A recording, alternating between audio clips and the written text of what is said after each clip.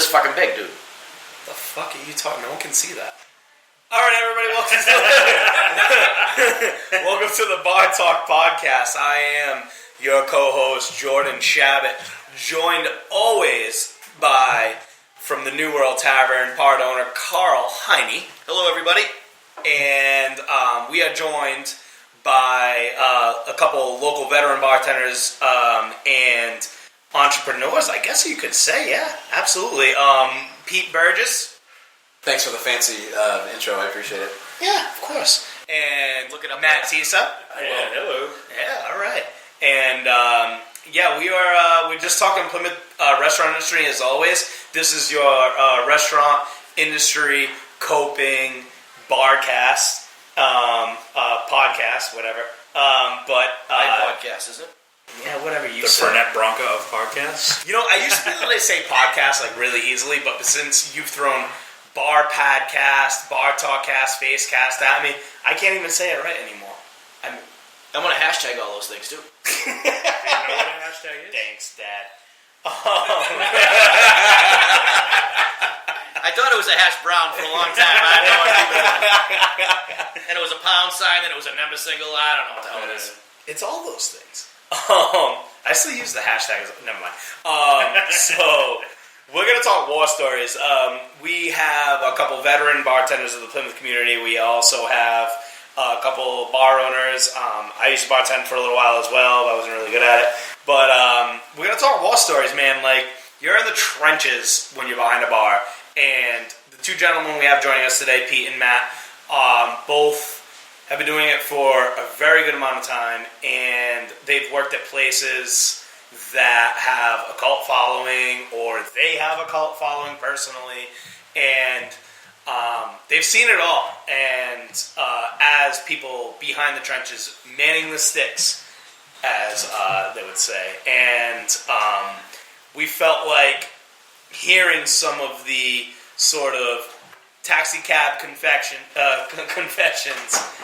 would be entertaining for the audience. So I'm going to put one of you guys on the spot.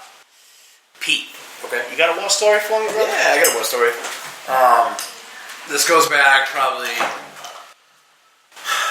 12, 13 years ago. Matt's heard this story before. It's one of the best. This is the Superman story. Yes. It's probably about 12 o'clock on a Tuesday afternoon at the British Beer Company, and I am by myself. I just opened the bar up, and this goes back when the courthouse was right down the street, like pretty much a block away. And these two guys come in. At this point, it's myself and, God rest his soul, Doug Edwards was an old timer, retired teacher, basketball coach. He'd come in every day and we'd shoot the shit about basketball. He'd drink 2 Guinness, a shot of Jaeger, and he'd move on to the next bar. Sounds good. So, great guy. Him and I were sitting there talking. These two guys come in. One guy it's basically Lenny and Squeaky. One guy's a pretty big dude. I'd say pushing 300 pounds, about 6'5", but all muscle. The other guy's about 5 foot nothing with rocks in his pocket. So they come in, order a round of beers, no problem. It's very quiet. Crush the beers. They say, hey, can we get 2 shots of Sambuca? I said, no problem. Put 2 shots of Sambuca in it. They cheers him. The big guy takes the shot, crushes it, smashes it on the ground. So I'm looking at him. I'm like, what the fuck? All right. Good old Doug just sitting there looking at me, being like, I don't know what the hell's going on. So I listen, man, you can't, whatever you just did there, you can't do. You can't throw glassware, you can't smash it on the ground. It's not happening. The guy takes takes the bottle of beer, crushes the bottle of beer, slams it on the ground, slams it on the bar top. What the fuck are you going to do about it? I said, I'm not going to do anything about it. I'm just letting you know that you can't have that here, man. It's noontime. Please, you got to move on with your day. Like, at this point, I don't even care. I'm ready to pay the tab for him. I just want him out. Now, This is on a Tuesday? This is on a Tuesday afternoon. Jesus Christ. Let's call the big guy Lenny, like he's from Mice of Men. And Lenny's a little pissed off. He's squaring me up, and he looks at me and he goes, "You look like a big dude. You want to arm wrestle?" And I said, "No, man, I don't want to arm wrestle. It's noon on a Tuesday in the middle of February. I don't want to arm wrestle anybody. I don't want to arm wrestle old Doug sitting in the corner over there." Doug might have been good. He might have been good. Squeaky starts calming Lenny down. "Hey, Lenny, whatever. We can't do that, man." I was like, "Guys, I just gotta ask you. You gotta split. You gotta leave." I said, "Okay." So they start to walk out the door. All of a sudden, Lenny hits the door and he turns around. He looks at me and he grabs the other beer bottle that he just finished and he takes it and he smashes it on the ground. Then he spits on the ground. And he looks at me and he stares at me. He says, "You want to fucking fight me?" And I said, "No, I do not want to fight you." Then he rips his shirt off, button-down shirt, like he's Sloth from the Goonies. Rips it open and he's got a cut-off black T-shirt with the Superman logo. It is literally like Guido Sloth is staring at me, and I'm like, "Oh shit!" Like this guy's Guido. Wait, did you say Guido? Guido Sloth. This is what this guy is. And I'm staring at this guy, and at the time, and I don't know, Matt, I don't know if the stick, the green stick is still behind the bar. It's a baseball bat. It's a baseball bat. Yeah.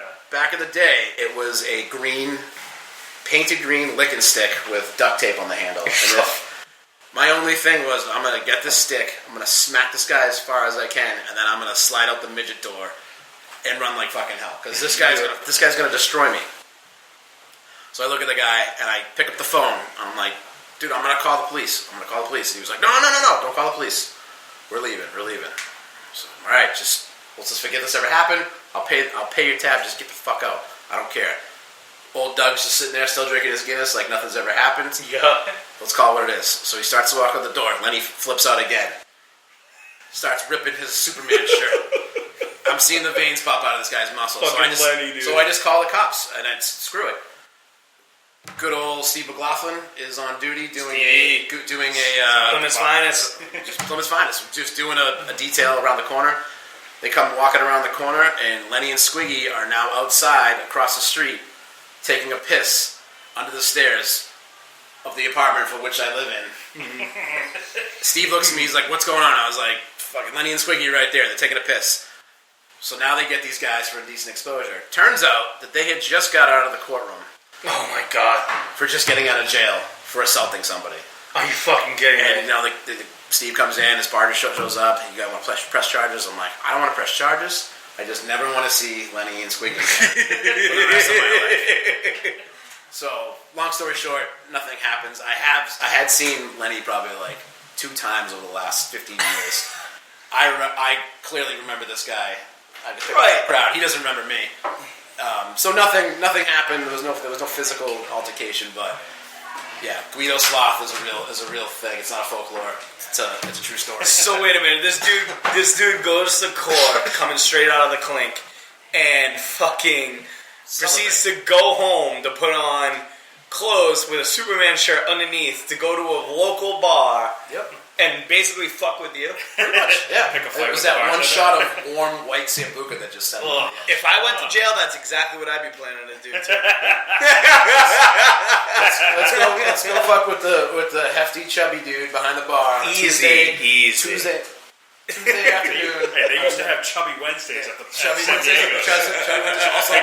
also not a folklore, a real thing. That was awesome. No, wait, what's Chubby Wednesdays? So Pete used to work at San Diego back in the day. He also used to work with a guy, another guy named Pete. We call him Big Pimpin'. Who was a plus-sized gentleman, and they both worked on the opposing bars at San Diego's on Wednesday nights, and it was Chubby Wednesdays. This dude was $4 bills. Yeah. So they called it Chubby Wednesdays? How did he feel about that? They both loved it because we brought people in. Busy night. Yeah. That was one of the busier nights. Where did chubbier people show up because No, of it was just us going to hang out with the 2 guys we like to hang out with. Just chubby bartenders, that's all it was. Alright, that's it. Whatever was weird, it worked. Because instead of Fat Tuesdays, it was Chubby Wednesdays. That's exactly it. I might, I mean, that's news. I might steal that.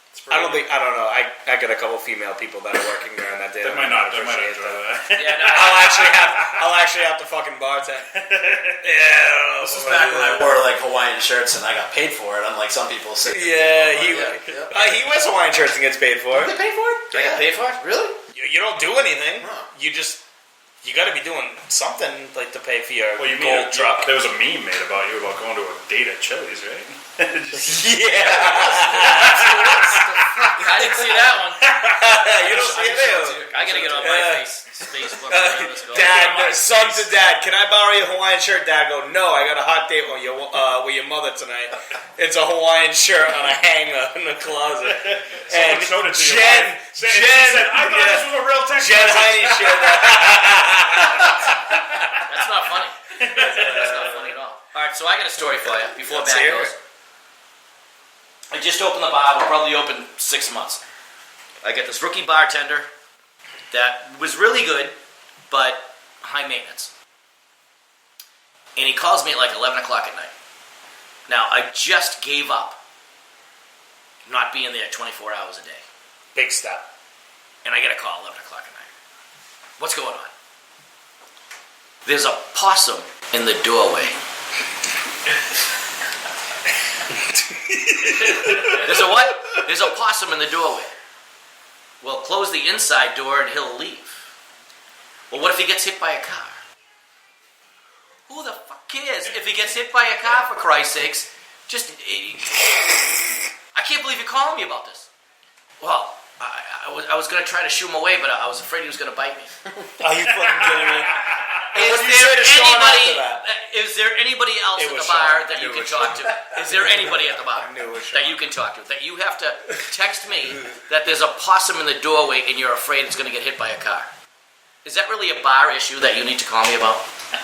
And it is a possum in the fucking doorway. What happened to the possum? Yeah, I know. We all want to know. Can I ask you what year this was? It was probably a stuffed possum. How old was the possum? Was he single? What year was this about? I would say this was 2012. Because there wasn't a opossum. I think it's opossum. opossum. Opossum? No, I think the O was silent. Okay, let's call it a possum. Let's go southern and get a possum. Possum. Yeah. There was a possum living in the BBC for about 6 to 12 months. We're not talking about Ryan Reedy. No, we're not talking about Ryan Reedy. He's still in. We're still trying to show love up. your Number, no names? What the hell happened? It was too easy. Yeah, he lived in the basement and came out during wet nights and. Yeah, That's fucking crazy. but it was, all the stories. We get, Yeah. everybody has 1,000 stories about what's going on. So we in the went bar. from Cheetos to... But the one thing that I Noodle Man? could that sticks out with me is the guy called me because there was a possum, not in the restaurant, in the doorway. Let's call the owner. That possum's getting awful close. Wait, now was he in, so you have 2 doors to get in your place. Was he in between? Because the kitchen would have been like, there's a possum in the No, doorway. but answer the question. Was he between, you have 2 doors to get in your That's right. place. So That's you're right. Was he in, the facade? Was he in between the possum? I believe so, yeah. Well, that's kind of tough. He never got out of bed to check. But He wasn't, waiting at the door, knocking on the door, being like, let me in. He was in between. what would you do? As an owner. How about this? Shoo! And the thing's gone. That dude's fucking creepy, man. You get this, Yeah, I mean, you long, kick the door. giant rat. It was a possum. Rookie bartender. And it looked like it was sleeping. That's what they do. He's playing possum. Tiso, what story? Let's go. One that sticks out to me is when I was working at San Diego's. Oh, we're not mentioning any names, but go ahead. No, it's fine. This was one where I probably should have checked my ego, but I had a guy that was a little intoxicated when he showed up, and I didn't notice at first running around. Gave him a drink. He was with a couple girls, and I come back, and I notice that he's aggravating the 2 girls that he's with, so I ask him to chill out. Gets a little uppity. I tell him, maybe it's time you should, move on. Probably not in the nicest words. I usually don't select. I was going to say, that's all good vocabulary. When you get 3 feet apart between you and the customer, you suddenly grow some giant brass balls. Yeah, it helps. So the guy got up and, he was a very, very athletic man, very big, maybe a little roided out, and decided to start screaming at me, calling me, faggot. Screaming while having hemorrhoids? That's crazy. Hemorrhoids. And so he's walking towards the door, and instead of me telling him to, just ignoring him as he's leaving, I start shouting profanities at him and egging him on, which proceeds for him to rip off his shirt and start screaming at me and try to get back to me. Was there a Superman shirt on underneath? There was no Superman shirt. It was a Baby Gap. I know a guy. It was a Baby Gap white t-shirt. So he finally, the girls girls finally get him to leave, and I, after egging him on, saying, "Oh, you're such a tough guy. Girls love you. Look at how much the girls love you." And like I said, probably should have checked my ego because the guy would have torn me apart in 2 seconds. And about a week later, I pick my head up from dumping ice on my bar upstairs, and there he is sitting there waiting for me. No. And starts threatening me again. Find out from a mutual buddy of me and Pete's, that they go to the same gym, and this guy is a straight up sociopath, and I shouldn't be messing with him. But what do I continue to do every time he comes in is continue to mess with him because there's 3 feet of bar in between the two of us, so that's safe. And it got to the point where I actually had to call the cops, and they had to talk to him, and he finally came in and apologized, and the whole 9 yards. But it's one of those things where, sometimes you just don't have your ego in check. You don't realize who you're shutting off, and that guy would have torn me. Well, you're just doing your job. To an extent, yeah. You had a little fun. I didn't need to question his manhood, or make fun of his tiny T-shirt, or Do you think there's I'm gonna ask a question if you don't mind. Do you think there's somewhat of almost a special power that you get, and you can probably answer this question too. Maybe you can too, Karl. Once you get behind that bar, you have a little more of absolutely, an aura to you, I guess, or absolutely, you carry yourself differently. Yeah, definitely. Yeah. And you know what? You almost become a different persona. Yeah. You might be a little more confident than you usually. Yeah, absolutely. You're saying things to people that you wouldn't really say because people, in either good or bad. Absolutely. Jordan's been over my place yelling at me because I put the checkbook down a little too hard there on the table. I didn't yell. It was fucking loud, man. Here's my war story. Yeah, hold on. But I think you definitely do. You do, right? You become a different person behind the bar, and I think it's a good thing because I think you're more outgoing. I agree. I think you're talking to people because that they want to be talked to. Sure. And there's some people that that. Hey, these people, they just want to order a drink, and they want to, get their drink and left alone, and they're having their own conversation. They don't want to be a part of it. But you get a lot of people that really come in that are looking to sit at the bartender, whether it's at lunch, dinner, just drinks. They're just looking to talk to somebody, and I think that outgoing bartender is somebody that you're going to have, and it's something that you might not be outside of the bar, but once you get behind the bar, it just happens naturally. Yeah, okay. It really does. All right. I agree with that. I would say I don't bartend often anymore, but when I did, you're sort of there's no pure form of being on stage by yourself doing a solo act in bartending, in my opinion. There's no preparation. You don't know who your audience is going to be, and you have to interact with them. It's like stand-up comedy almost. Yeah. It's who am I going to get for a crowd tonight? You're feeding off their reaction. They're here, yes, to eat and to drink, but I'm the link between those two essential things they're spending their hard-earned money on.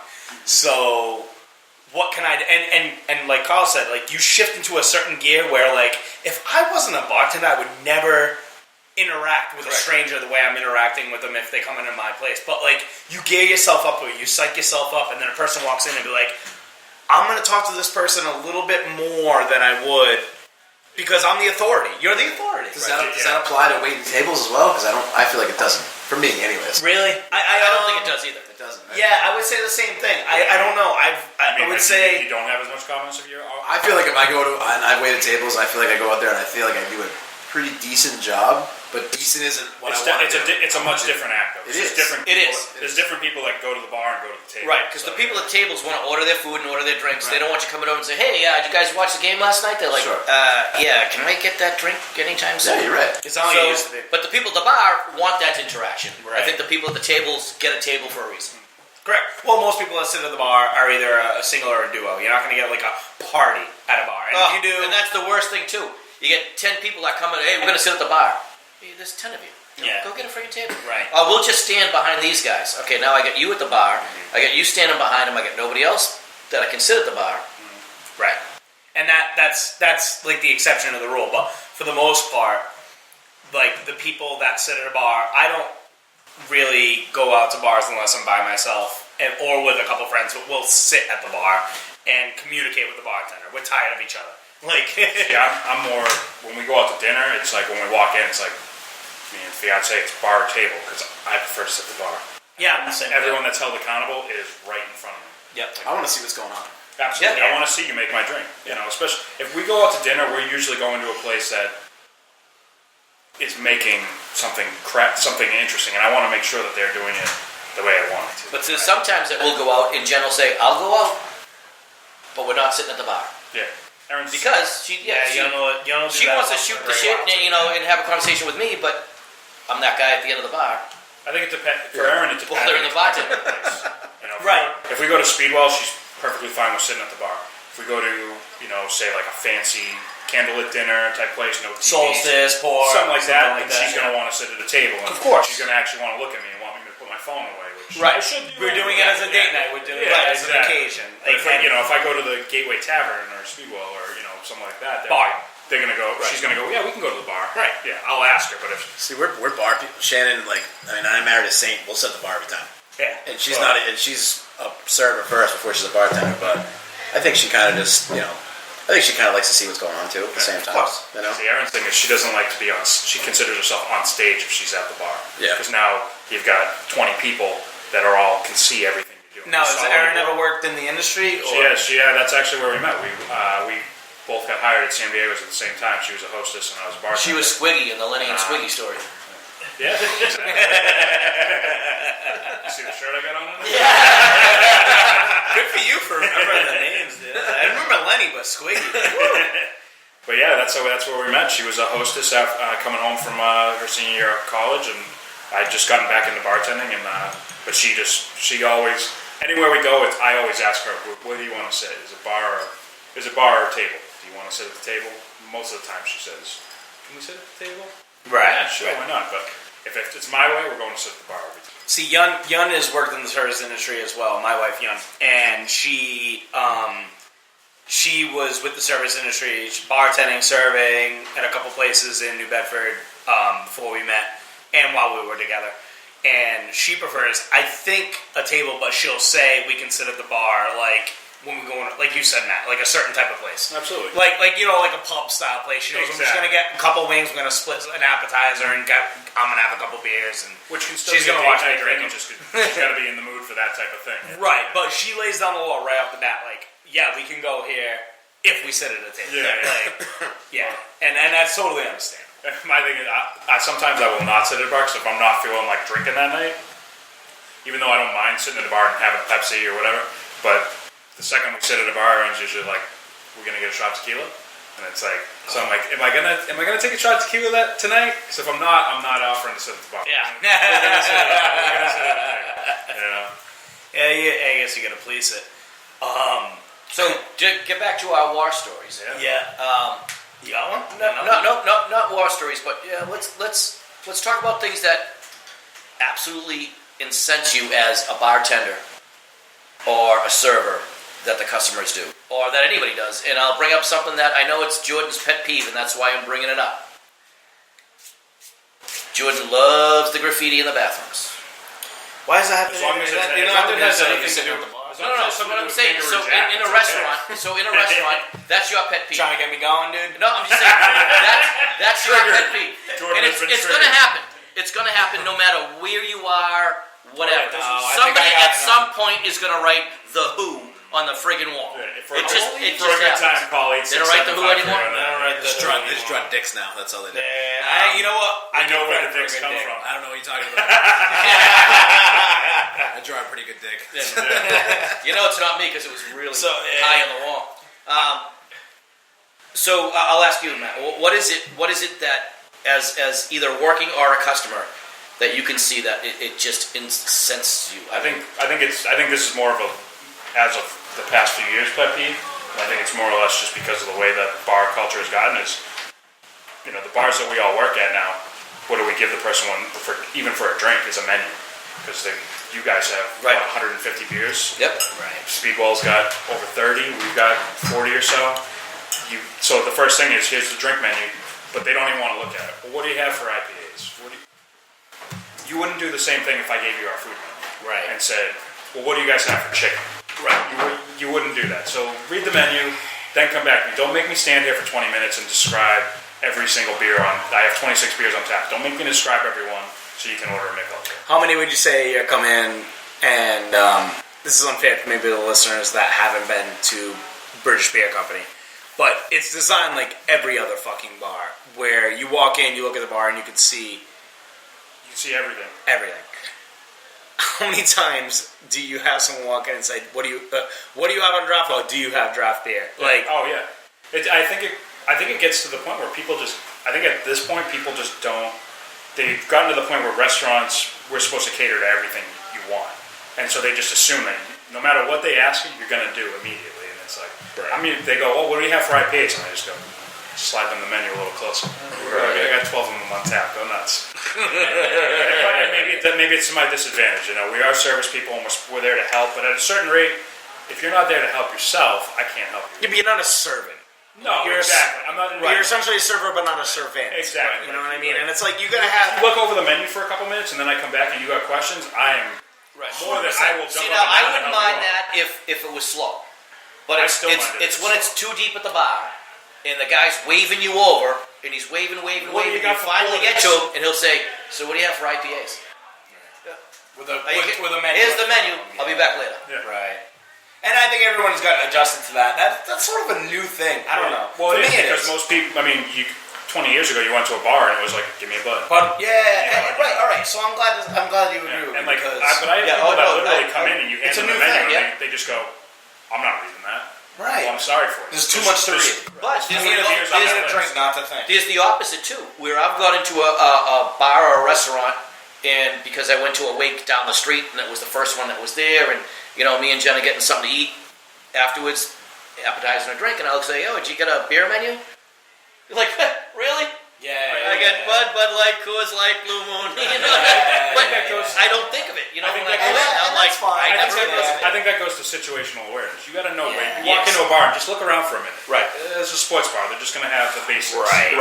This is, But that's the same customer that goes, "You guys don't have nachos?" yeah. No, right. we don't have nachos because What do you mean you don't have we have nachos? but we have 35 other items on the menu that Right. we don't have nachos. Right. Or And those people, you're going to get those people no matter what. and it's an No automatic, matter what. it's an automatic loss. It's like when you change your menu, and you change it 5%, that first person that walks in says, Where's the burger? "Where's the burger?" Yeah. Right. Whoa, we took it off. Like that first person has to come in to get that burger. Yeah, people worked at the Driftwood, and for the first 6 months that we were there, we never carried a domestic beer. There was no such thing as Bud or Bud Light or anything like that. That's And tough. we would get people every night. "Give me a Bud Light. Give me 4 Bud Lights." We don't carry it. I don't know how many people told me we would fail as a business because we didn't carry Bud Light. Right. But it's all about how you approach it. You can say, "Hey, I don't have anything. I don't have anything Bud Light." But I have you can leave it at that. Or you could say, "I do have Exhibit A or Exhibit B, and if you'd like We're to try trying it, something a little different. yeah, I expand can your horizons. I can offer offer something. exactly. I can offer you a Absolutely. taste, and you know what? 9 times out of 10, that person's not going to taste that beer, and they're just going to split. And you know what? Okay, See you later. It is what it is. But you might get that one guy who goes, "I'll taste it," and then now you've introed that guy into craft beer or whatever other avenue of drinking. Right. Well, It's- now as a business owner, I mean, as I would say, as a craft beer enthusiast, you're fighting the good fight and you're converting people. But that 9 out of 10 ratio, if you're turning away 9 out of 10 of the people that come into the bar, that's fucking tough. Yeah, it is tough. And you're leading the rally for the breweries. You're not doing Yeah, but it you- for yourself. you- You're not ruining the But beer. that's that whole equation that like if you get a party of 5 that walks in and one of them's a vegan, they decide if you're going to eat. Absolutely. The You're second absolutely they right. come in and they say, I "Do you have have a any buddy, vegan options?" Even best if you man at say my wedding the was- kitchen can accommodate. Very they go, good. Yep. Best No, man at my I'm wedding's very an Amstel Light drinker. Right. Okay?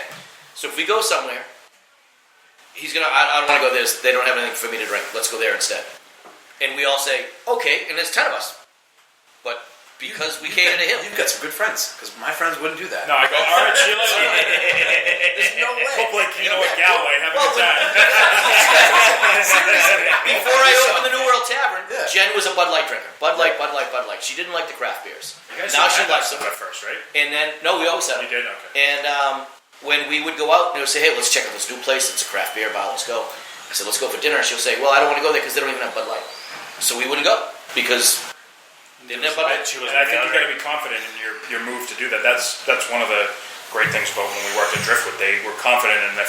No, we're just not going to do it, and we're not going to They're small enough. They had a small enough staff. It worked. Right, but now you guys got did that problem too, where you talked about the nachos. It's great with beer, but you couldn't do it with food. You can. Because people I say think you just need to own. People the would problem come is and you say- need to own every facet of what you can't just be Yes. like. You can't be a sports bar and then be like, well, we don't serve Bud Light. Right. Correct. But you can be like a Driftwood, or you could be a New World and not serve Bud Light. And if you've got a killer front of the house, they'll find a way to make those people stay. Exactly. Instead of just saying Correct. no, they say, well, because we did this at Nosh. We didn't carry Grey Goose. We didn't carry major brands. So it's like, well, can I get a Grey Goose? So we don't have that, but we have Rayka. It's this and that. Because you're educating people at the same time. And if they Exactly. don't want to get educated, okay, fine. They might not be your It might customers. be not, yeah, exactly. Right. It's not. You It's can't- not a. It's and not not all people are your customers. Exactly, and the You can't person be that, to and all that things person to might not, if they're not willing to bend on, say, not drinking a Bud Light, they're probably not willing to bend on the fact that you don't have ranch dressing, where you hand cut your chicken tenders as opposed to. When you make a, But you do have to make Exact. Oh my. right. But you do, right. Praise the Lord. But you do have to have that. I mean, you can't carry every vodka out there. You can't. And Yeah. people will come and say, "Do you have such and such vodka?" No, but I have this. And for those people that say, "Oh, you get out there, Oh yeah. fine, I'll just have this." Yeah, we used to do it. I'm like, I could have just put it in there, you wouldn't even notice. We used to have it at Yeah. Nosh all the time. We would all our flavored vodkas were infused in house. We did everything raspberry With whatever dirty water. I did it all I did it all there. And I had one lady come in today one night and she goes, "Oh, can I get a Stoli raspberry?" I go, "Well, we don't have Stoli raspberry, but I have house made raspberry vodka." She's like, "Well, what do you mean?" "Well, we take the vodka and we infuse it with raspberries." "Well, that sounds gross." "How does that sound gross?" Right. I really put raspberries in that vodka, and she was just like, "No, I can't have this." And her and her husband ended up leaving because we didn't have Stoli raspberry. Now, I would say 9 out of 10 of those people that come in that are those high maintenance people, if I say, "Geez, I don't have this, but I have this," they're like, "Yeah, whatever." So they stay. Doesn't matter. Sure. Right? But you just can't be everything to everybody. And I think And that's you where, try to be, especially in a and new I think business. that's where you try to be. restaurants go wrong. You eventually see these restaurants that try to please everybody. Their menus are 4 pages long, and Right. eventually don't have an identity anymore. Right. Whereas, you go to say like there's a place up in Boston called Lone Star. Their menu is a half a sheet of paper.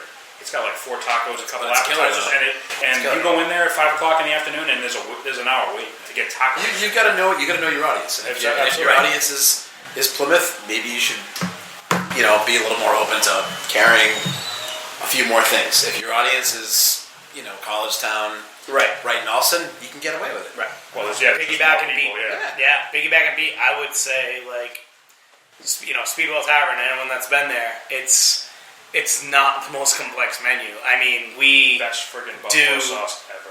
thank you. We do basic food right, and we make it approachable, and we're not going outside the box very often. Do what you do and do it well. We Right. know what we do. Yeah. We know what we are. The beer selection, I try to keep as current and cutting edge as anybody. I try to carry from breweries that maybe other places in Plymouth aren't carrying, and try to beat but with food, I know that the American person at the end of the day, sure, they're going to want foie gras one day.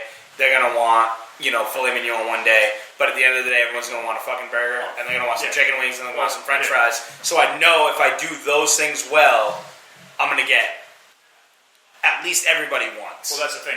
So it's a different perspective. Everyone's going to want a $20 or $30 steak, but they Right. want chicken tenders 5 days a week. They want Correct. that steak once a month. Correct. You know? So there's a delicate balance there, but you got to execute it correctly, and you got to be genuine about it, and you got to be clear with everybody about what you're doing, and honest. Like, I know what I am. You know what I mean? And But you also have to have the staff. You could have the best Correct. food in the world and a shitty Correct. staff and That nobody's buys coming it. in. Nobody's coming in. I've worked. Correct. I've worked at some places that had terrible food but killer staff, And they kill it. and they could sell that Yeah. terrible food. I've worked at Yeah. some places that had awesome food and a shit bum staff, and guess what? Those places aren't open anymore. That's right. So it's just as we all say, like the kitchen's the backbone, and the dishwasher's the backbone, and whatever. But if you don't have those people up front to move your products, it's not going to matter. Nope, You you're know, right. and it's hard to come by. It's a big deal. I think it's a trust issue. It's an education issue. You need to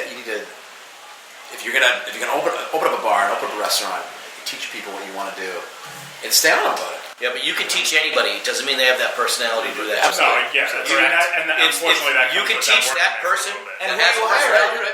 Right, and who are you hiring? Are they enthusiastic about what you're doing Right. in the back of the house? Like, I am hiring people that eat chicken tenders and burgers. Like, I don't expect them to be experts on food. I don't expect them to be experts on beer. Like, I'll teach them what I can teach them. Work hard for me. You know? Yeah, let the people come in that are really good about beer. Maybe school my staff a little bit. That's fine, as long as they're not dicks about it. And get really, really good personable service.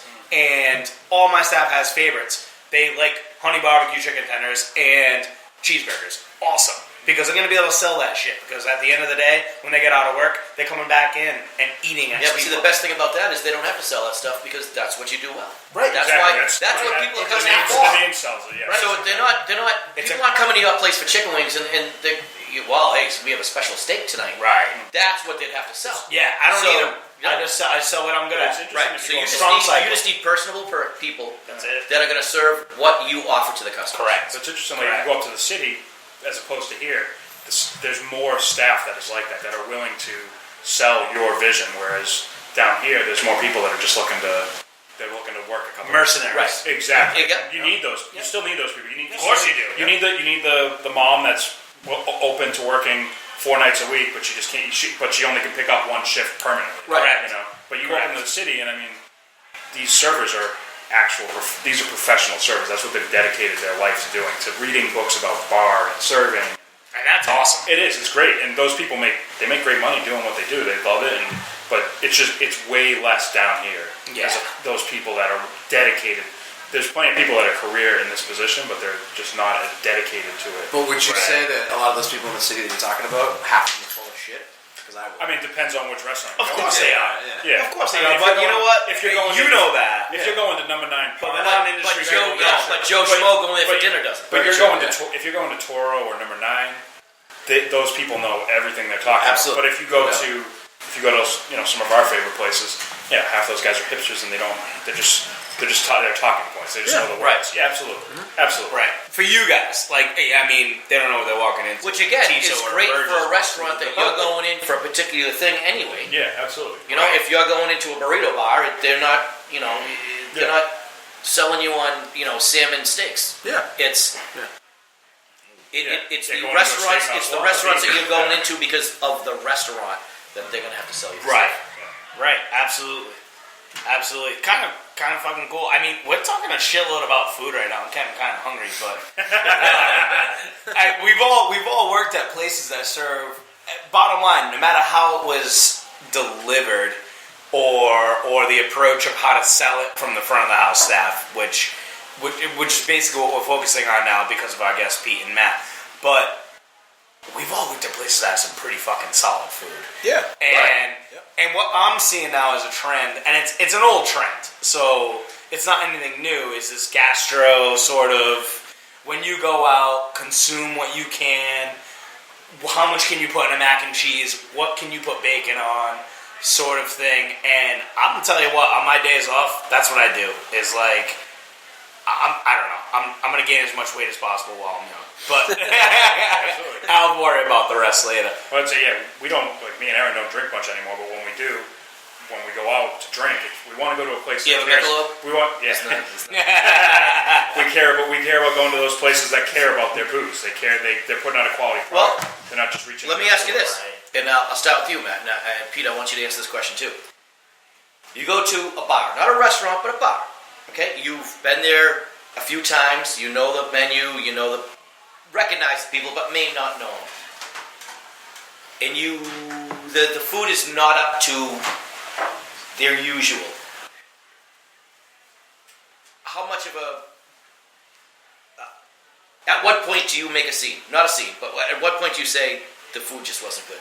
To be honest with you, And how much acceptance do you have because you've been in that place? Really good question. to be honest, if it's a place I go to on a consistent basis, I'm not going to make a scene because if it's a place I go to on a consistent. And I don't want to say a scene, but do you say? No, if I say something to the server or whatever.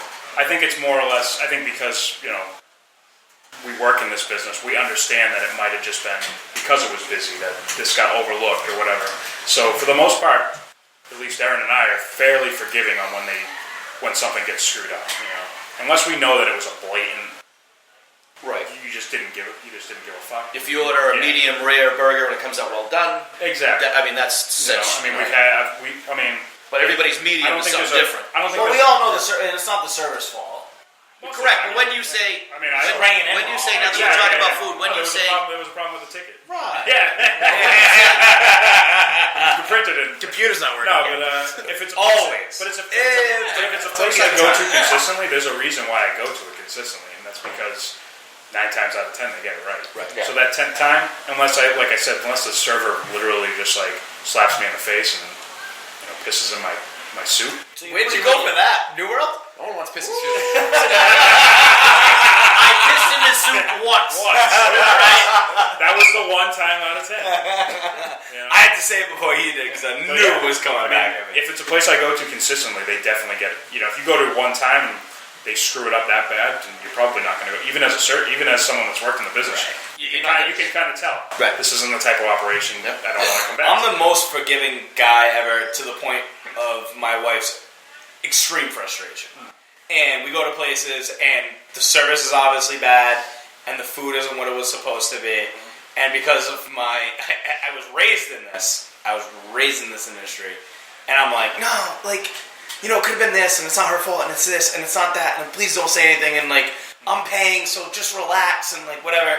And then I think about it later, and I'm like, no, she's got a really fucking good reason. We go out once every 2 months together, and the meal was bad, and the service was bad, and she has a right to be mad, but I'm so defensive. Yeah. I'm trained to be so defensive. Yeah. I'm like, just shut up and let me pay the tab. Don't be mad. But if you're gonna go It's not fair. if you're gonna go as little as that, and I can back you up on that because that's what me and Shannon do probably every 2 months. Yeah. You want to make it count. I have no problem paying good money for good service and good food, but it's got to be good. Exactly. If I'm spending $30 on a plate, everything better. All facets of the. Like I said, around here especially, if I'm paying $30 a plate for dinner, you better have a busser and a host and a server. I want to don't have one server just running around doing everything and get my order completely screwed up. Don't go to Speedwell then. So you're saying you're very lenient. You're saying you're not lenient at all. So I'd say I'm lenient. I'm just saying that if I'm gonna pay the money, that it's gotta be it's gotta just don't give me the reason that we all give. The computer broke, or the So Shannon works at Solstice. Yes, that is my favorite restaurant of all time. Okay, the service there is always perfect. Yep. The food comes out in a timely manner. There was Yun. They're professionals. They're so professional. Yep. And Yun ordered a steak medium well, and they're not used to hearing that when you're spending $40 on a steak. But my wife likes her steak medium well. So I cry a little bit inside when she orders a $40 steak medium well, and so does the server, I'm sure. But we had an amazing server last time we were there. It was about a year ago. It was around Valentine's Day, and it came out medium rare. She got into it, and he was like, "You should have it the way you want it. I will be right back." In 5 minutes, he was back with a brand new steak. It must have been someone else's that was waiting out. That they fucking made it happen, and it was like, this is why this is my favorite restaurant. She ordered a steak typically the way they don't usually get it ordered, but she is the guest, and the server didn't get frustrated, and he got it back to us in a time that was like, as a guy that knows how to cook steak, insane. How did he get us a medium well steak in less than 5 minutes so we could eat dinner together? By the time my sides were still hot, and Solstice is amazing. I'm more willing to send back a beer that is either flat or missed than I am food. Of course. I mean, if it's unedible, I will send it back. Yeah, absolutely. Most of the reason I don't send back food is because I'm going to have to wait for a new one to be cooked. Yeah. I don't want to wait, so it's just like, at the end of the day, I mean, I can eat it. Is it overcooked a little bit? Is it undercooked? I can eat it. You know what I mean? Like, it's not the end of the world. I'm the same. I might not go back. I'm Fall River. Or if people ask me, "Hey, did you try out this new restaurant?" Yeah, I did. It wasn't really that great. Yeah. People are like, "What are you talking about? It was great." Well, my experience was a little different, and I probably wouldn't go back. Well, but, then maybe I'll say that while you're there. Did you? No, I would. Well, exactly. Exactly. If you didn't voice your opinion, are you going to tell people not to go there? That's not fair. If I didn't voice my opinion, I'm going to tell them this. I wouldn't say for people not to go there. No. Right. It could have been wrong. Exactly. That's the way it presents. Exactly. But if we had that awful of an experience, we're going to say, hey, we had, especially if it's a new restaurant, they need to know. If it was a server, I'd be like, the next day, maybe go by for a beer real quick and be like, hey, listen, I was here last night. I tipped her well, did all this, but like, I wouldn't come back if this was my server in particular. Like, I just would. I would. Unless I thought it was something let's that's change the that. tough thing on us. Let's change that. Yeah. Somebody comes up to you and says that the next day, says, listen, I had this server, code name Pumpkin. Who knows? one of my best. Never heard of She worked anyone more than like once that. a week, but Well, let's say that somebody came to you the next day. Would you just write that off to a bad experience for that server? not every time, depends on the person's delivery. So I've had that happen quite a few times where at one point it seemed like a personal vendetta, and I was like, okay, yeah, all right, that you're just like looking for shit. And then another time where it was like embarrassing, and I was like, wow, I cannot believe you did not feel welcome. That is, Speedball is all about making people feel welcome. We're serving chicken wings and burgers. If you don't feel welcome at a place that serves food as easy as chicken wings and burgers and pours beers off draft, then I'm doing something wrong. And I've let those people go. And they were really, really good employees, people that worked full-time for me, had a good rapport, covered shifts, stuff like that. But, after maybe one report, I'd suspend that person and be like, hey, you need to take a step back and realize. And then if they did it again, I let them go. And that's exactly what's happened. I've done that with somebody, and it sucked. It was a really, really, really good employee. I'm sure you have too. I've fired plenty of people, but it never gets any easier. Nope. Unless they're like the worst person on the planet, and then it's like Then it's fun. It never gets any easier firing. But at the end of the day, what it all comes down to is you're worrying about your thing. And, Yes. And your people- livelihood and the people that you employ and the people that come in there. Right. It's part of your It's thing. the experience Correct. of the people that come in. And it's Now, in the we've people said that work there as well. We've said this in other episodes. What's left out there? They got the craft beer bars, they got the cocktail bars, they got the foodie bars, they got the not so foodie bars. There's everything's out there. So what is going to get people into your place than anybody else's? Service. Customer service. It's Absolutely. absolutely. But that lost its way in the last 10 years with the booming. It really has. With the booming of and I've been a part of these bars, and I do it in my own business where we do these craft cocktails and X amount of ingredients, blah blah blah, and that's all great. But if you can't serve it to somebody in a polite manner, tell them about it, educate them, and answer their questions, and not be a dick, Right.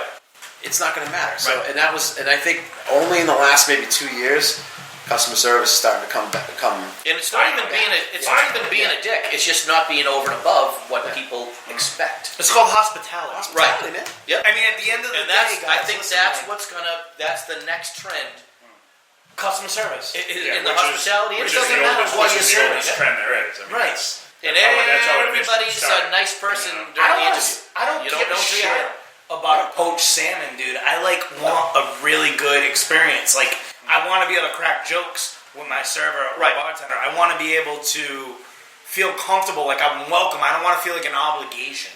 And I feel like Pete was saying, the last couple of years with this trendy the whole hipster. hipster vibe is that you don't know what Right. Peychaud's bitters is. Well, You're not welcome. You shouldn't have a drink here. Right. And I Well, it's actually, like- And when every time Ted says that, dude, I'm like, dude, Ted, you gotta chill out. well, sorry. When I left, Well, Peychaud's bitters. when I left, Sorry, I had to sneak in a Ted Jordan? McGuire impression. He is When I the left, welcoming bartender of all time. when I left Cabbie Shack, I interviewed for a couple positions up in the city. So I was like, all right, I'll try my hand up here and I interviewed at a place called Back Bar with one of Boston's best bartenders, this guy Sam Treadway.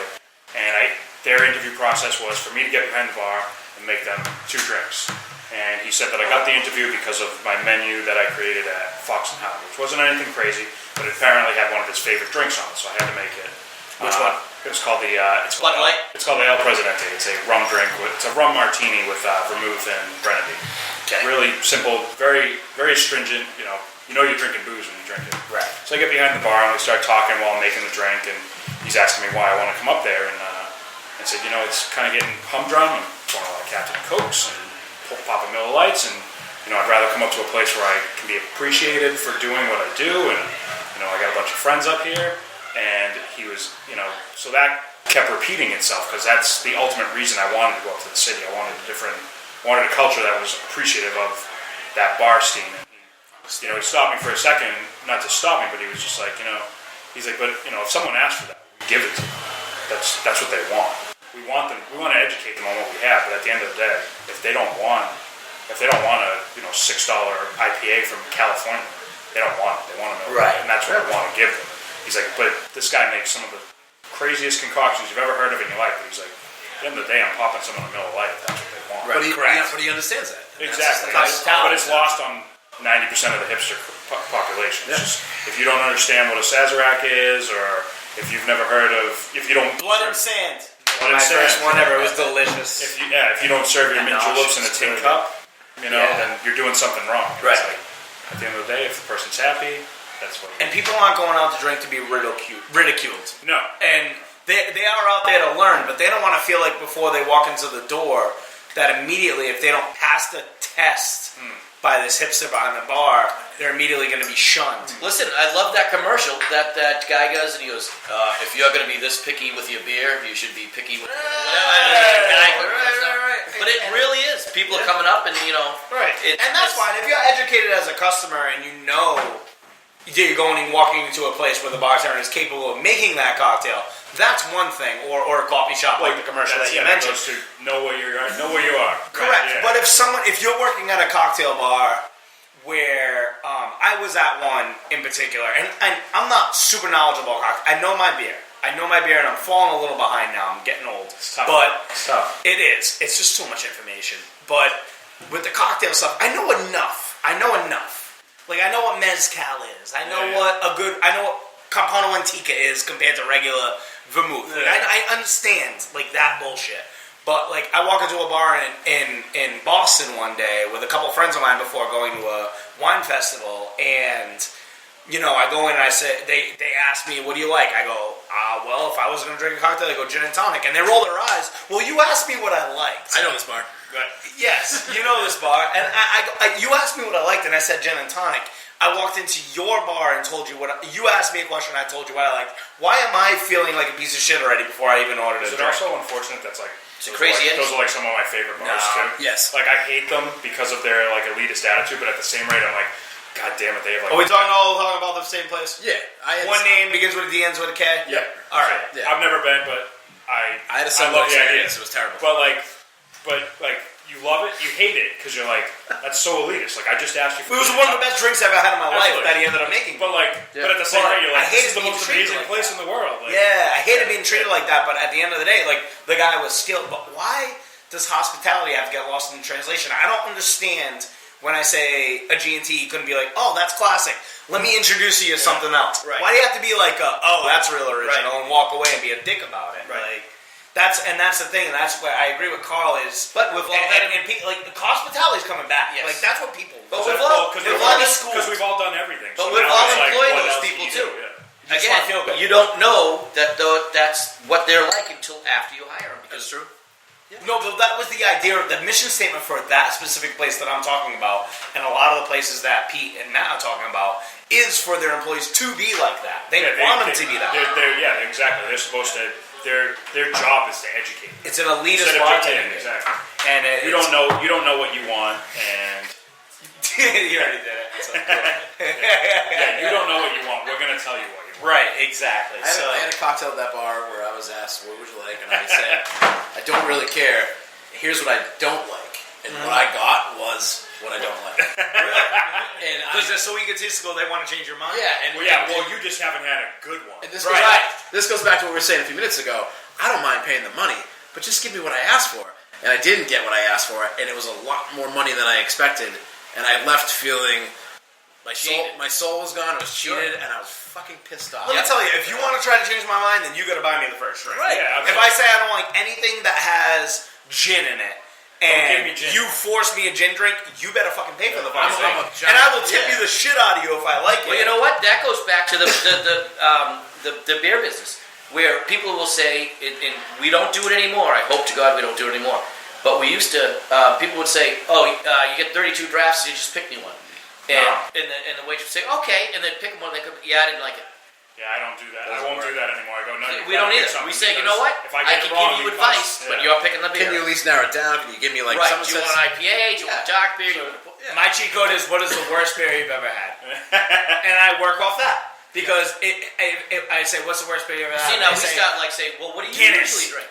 I'm like, Oh, okay. I really like stouts. Okay, well, there we go. Yeah, Right. we get Maybe it. I'll give you a porter. But there's people that say, oh, just pick me a drink and I'd say, rather go. I didn't like it. See, I've learned that you got to go the opposite direction, in my opinion, because if you ask them what they usually drink, they're going to try to impress you and say something they don't normally drink. Right. They're going to say something they had maybe once and thought was okay Look because at all they're in a those beer taps. bar. Yeah. So I say, what is the worst thing you've ever had? Like, Yeah. what is someone brought to a cookout and you were like, ugh, and they're like, senior about a pale ale. I'm like, all right, this person doesn't want hoppy. They want lager, And light, that's like raw fruit, hops, yeah. whatever. So like, here's an Allagash White, and it's not hoppy and it's not malty and it's pretty bare bones. You know, I always ask a person, what is the last thing do you want me to serve you? And I serve them the opposite. And if they don't like it, that's on them. So let me ask you guys a question. Do you give out a taste if somebody says, hey, Sure. listen, I give you two. can I try this? absolutely? Okay, Two. of course. I think that's fair. What if it's a martini? No, absolutely What not. if, what if it's a I've had people what ask if me it's for scotch. hot wing chicken? I sent them to BBC. Right. There you go. But I guess You want to try the hot sauce over there? my point is it's so easy to pour a beer. Ready? Oh, that's But cool. if people want to try something else, you'd say, no, can I try your nachos before I get them? Because that They'll opens up say, a can I whole try your different- beer? That opens up a whole different realm of money from you can't serve some you can't give someone a taste of a chicken wing or a taste of a bottle of Grey Goose. You can't do that. Right. It'd be nice, but You can do it with beer because it's just easier. You take Yeah, that, you you know, go. draft. yeah. This is last call. All right, last call, for Christ's sakes. I know this one went by really quick. I'd like to. Because you've been drinking. Yeah, it's true. The last couple podcasts, I was on the wagon. I'd like to thank Andy and Fish from Inebriart for producing this podcast. We've had quite a gap, but they make sure we show up and get more material going, and more than cordial. So thanks, guys. And Lucioso's Pub. We've been talking about down to earth, really good food, really good service, and this place has got it all. They corded us up in the back room of their restaurant and let us record here, and their waitress has been in constantly making sure we're lubed up. So I'd like to thank Lucioso's Pub really for having us here. They're located. They're located. We'll edit that out later. Lube, whatever. They're located down the grist mill, right when you roll into Plymouth off Federal Furnace Road. Check them out. They're on the right-hand side. Wings, burgers, pizzas, awesome stuff. So last call. Everybody gets about 30 seconds to talk about independently whatever they want to. It doesn't have to do with anything with what we talked about today. I'm going to scramble it up. I'm not going to start it off today. I'm going to give it to Pete Burgess. 30 seconds, brother. On the spot. On the spot. You woke him up. Yeah, you did. I kind of nodded off there. I'm sorry. It's past my bedtime because I'm. You're not the first guest to know. I'm a grumpy old man. I'll tell you right now. I tend to do that. I'm supposed to be on the couch right now. I'll just plug my business. Poor Guys LLC, state licensed bartending company. We do we dub it liquid catering. I will not bang on the table anymore. We're all over the place within the state. Weddings, functions, corporate outings, fully licensed, great, handsome bartenders for the most part. Yeah, that's it. Poor Guys LLC. We're on Instagram. We're on Facebook Machine. We are on the website of World Wide Web. All that jazz. That's it. What's the website? PoorGuysLLC.com. Fantastic. I'm going to take the next one and piggyback that. Poor Guys actually catered my wedding, which was in October of 2015, and it was amazing. They also catered, they also bartended my best friend's wedding, which I was the best man of, and crushed that as well. So if anybody out there is looking for a private bartending company that does all the work, shows up, means business, both Matt Tiso and Pete Burgess, the owner, work there. They do an amazing job. Couldn't have been happier with their service. So I'm using my last call for a plug for the poor guys. Thanks, Jordan. My pleasure.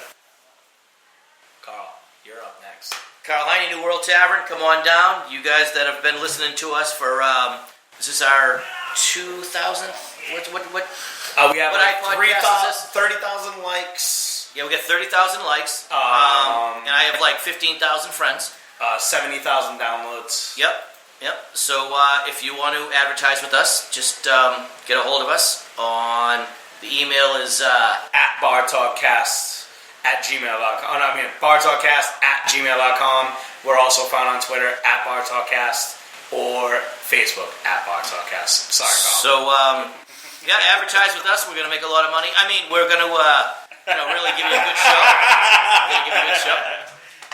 Back to you, Matt. Matt Tiso, down at the Burgess Beer Company in downtown Plymouth. Come check us out. Also a realtor, so if you're buying or selling, let me know. SouthShorePropertySearch.com. I work for Coldwell Banker. And 2020, vote none of the above, just like Brewster's Millions.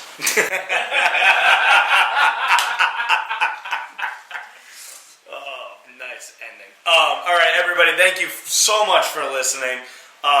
We're sorry for the stall, but we're ready to go again. We'd like to thank Andy and Fish of Inebriart for having us today. Again, Lucioso's Pub down at the Grist Mill in Plymouth, Massachusetts. Pete Burgess, Matt Tiso, Karl Jordan's okay. This has been the Bar Talk Cast. You can find us at Bar Talk Cast on Twitter, at Bar Talk Cast on Facebook, and you can email us your war stories or complaints and angry hate mail. bartalkcast@gmail.com. Any email at all, anything. Please just email us like a Y or a Z or whatever. Yeah, question mark, or okay, or just a K. bartalkcast@gmail.com. Thank you for listening. This has been the Bar Talk Cast. All right, thanks for listening to our podcast. Don't forget to check out our other podcasts. There's the Bar Talk Podcast, there's Old Colony Cast, and of course the Inebriart Podcast along with Jam Packed. You can find all those on Stitcher, iTunes, SoundCloud, YouTube, pretty much anywhere podcasts are found. If you're on some sort of service and you can't find it, let us know, and we'll help you out and or add our podcast to that too. You can contact us at inebriart@yahoo.com and follow us on Facebook as well as Twitter at inebriart. And feel free to send us some tips, ideas, advice, hate mail, whatever it is, you can get us there. And again, thanks for listening.